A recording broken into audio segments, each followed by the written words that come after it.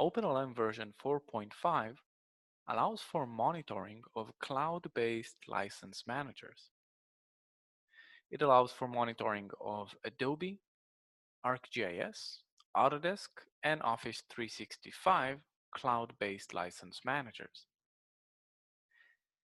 The usage is monitored using the OpenLM agent installed on the workstations, and the quantity is monitored using the license server itself located on the cloud. Hence, each one has one for quantity and one for usage. But let's see the end result.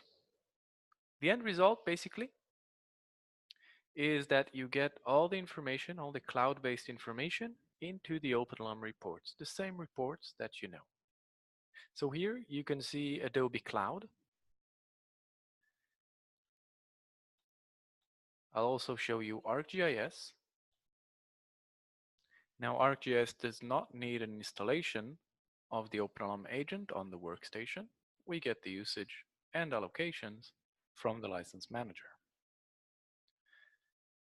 So next we're going to take a look at Autodesk, which does require an agent to be installed on the workstation. And lastly, Office 365. And that's about it. Thanks. Bye.